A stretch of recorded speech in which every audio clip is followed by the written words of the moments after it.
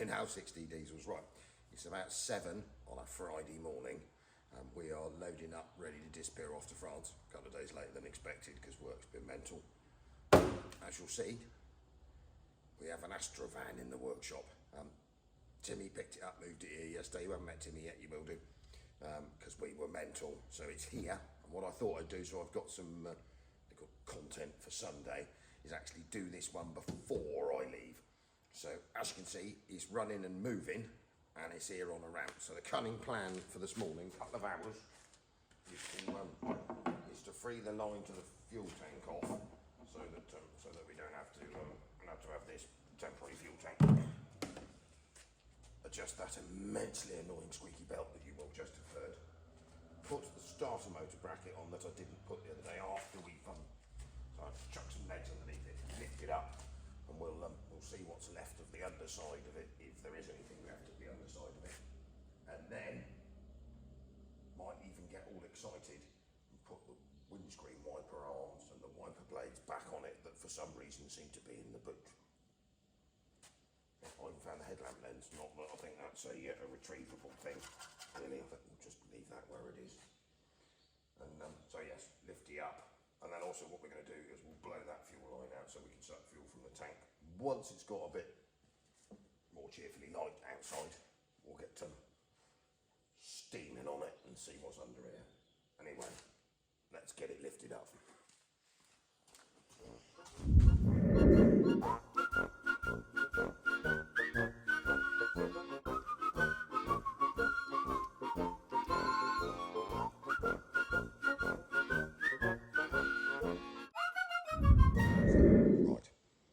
As you will be able to see, the Astra van is now levitating. Unbelievably, the fuel tank blew out quite easily. So there's a big poof, and then lots of air ventilation out of the fuel tank. So, what have we got left? Well, surprisingly, quite a lot. So we have back floors. We have inner seals. I mean, the under seal's lifting off, but it's there. Look at that. Now the tester, I think, will be the front floors, which are a little bit, that's going to want a bit of repair there. That's the carpet. It's not awful, so it's good there. But we're a bit crispy there, so that's going to want a bit of repairing if you're buying this thing. I mean, it's not bad. It's the bottom of the front floor, and unbelievably, the driver's one, which is this one, bad. It's solid as a rock. Look at that. That's good. So, tip rust wise, that bit, you're going to need to do that bit. Actually, I mean, to be honest, it's pretty easy. Carpet out, a couple of big sections made, that'll go in there. Front chassis legs are not bad. A little bit of picklage there, but certainly not through. Suspension mounts are in it. Strut tops and mounts are in it. Radiator support is there. Yeah, I'm quite surprised. Let's go and check rear axle mounts. Yeah, a bit of surface, but they're there. Back floor, that's there. Back chassis legs, in it. Rear inner flitches. Yeah, blimey. No, they are there. A little bit soft there, but no, tiny little hole. Tow bar. At this side. Yeah, look at that. That is pretty much unbelievable. 7 years of sitting in the field. I think we'll call that quite surprising. I mean, I think my last Astra van, I did have an Astra Max, that's the one with a big bumper bit on the back, evaporated in like 2002. So, in fact, with this one, I mean, it's only this bit, and you fix that bit. So if you fix that bit, I mean, even the exhaust silencer's good. I would suggest maybe some tyres. Mightn't be a bad idea. I mean, they're blown up, and they are 155 8013s. So there's not going to be a lot of expense there, is there, really? We might need, the other thing you may need to attend to is a little bit of outer silage there, because that's self-lightened itself a bit. But I mean, really, for the best part of 8 or 9 years in a field, 7 years in a field, I mean, the driver's one is cracking. God, I look like I've been blown up. Excuse me, I'm just taking my hat off, and it is quite early in the morning. So, I'm going to stop waffling, and we'll go and time-lapse the plumb fuel tank up. Adjust annoying squeaky belt. I'll keep you away from the LED lights, because that's an unpleasantness you don't need in your eyes first thing in the morning. And let's go out here a bit. And then the cunning plan is, as we've got a big space here, it's now raining, we'll get said Astra Max van back off of its ramp, make it run off its own fuel tank, adjust the annoying squeaky belt, as I said a second ago, might even attempt to find a battery that actually fits under the bonnet, and then we'll have a wash. And then for the man that loves the horns, I'm sorry mate, she's a dead. I tried it earlier. There's no meat coming out of this one. So, hope that doesn't ruin your week.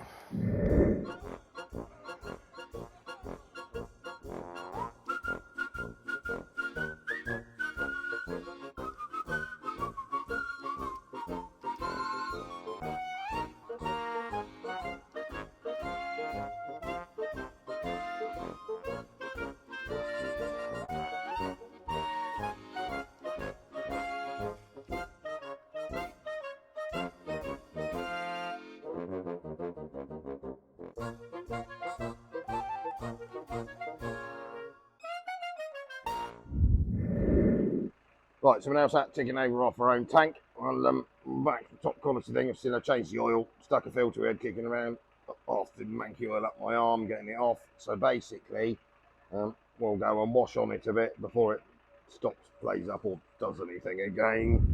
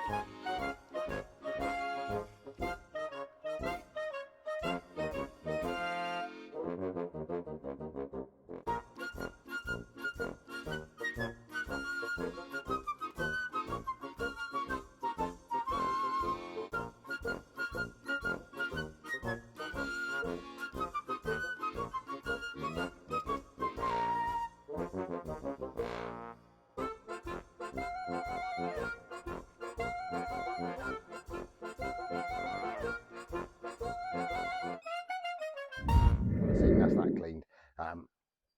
Anyone would have noticed the paint on this van has had it as soon as you go anywhere near it. I mean, our steam cleaner's powerful, but it ain't that powerful.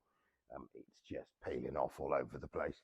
I've chucked the windscreen wipers back on. They were in the boot. I've thrown the hubcaps back on. There's a full set of 4 of those. Basically, I think we'll call that it. I'm going to go and get clean and jump in a big van and go and get my boat to France, where I'm off to go and drop a mate back, pick a car up.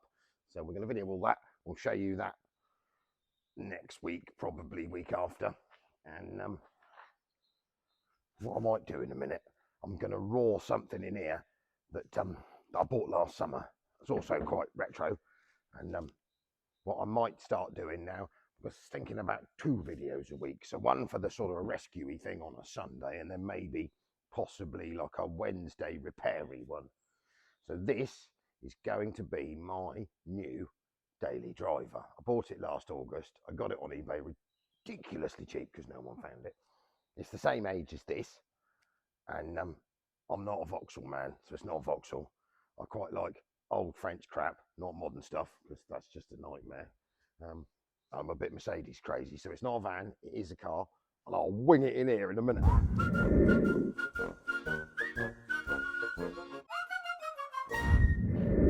Right, so Astra done. Peugeot 309 GRD turbo, 1.7 turbo, 2 owners from new, 1 demo, and 1 man called Reginald for 20 something odd years. She's a posh, alley wheels, standard factory fitment, spot lamps. She's done the heady heights of dead on 140,000 miles. So what we have to do is we've got a slightly seized rear axle stub, got the bits for that, and we've got some holes in the back of the seals. So this is going to be my new daily driver, because that won't go wrong. So midweek Wednesdays, fixing stuff like this. Keep watching. Right, I'll stick this up.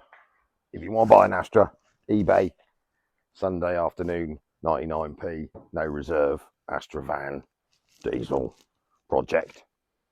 And keep an eye. We're off to France now, and we're going to start doing stuff like this midweek repairy videos. So if you just want to see will it start Sundays, if you're into repairy stuff that's a bit retro, we've got fleets of this type of stuff. So we're going to do my Peugeot. Right, guys, Al 60D.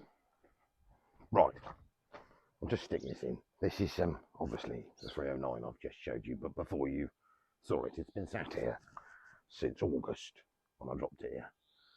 So there's nothing smart on this car. There's no computers. There's nothing. The biggest battery drain is a digital clock that goes out when you turn the ignition on, but still keeps counting. So I haven't touched, charged, done anything to this since August, and I am willing to bet, because the battery was new back then, that will crack straight off. This is why I like old school stuff. So, apart from being a bit mouldy, my steering wheel's gone mouldy. Right, so we have lights. We'll wait for the pigtail twirly light to go out. Radio's come on. Pigtail twirly light out. Now with that over there, that one you can't see, that wouldn't happen.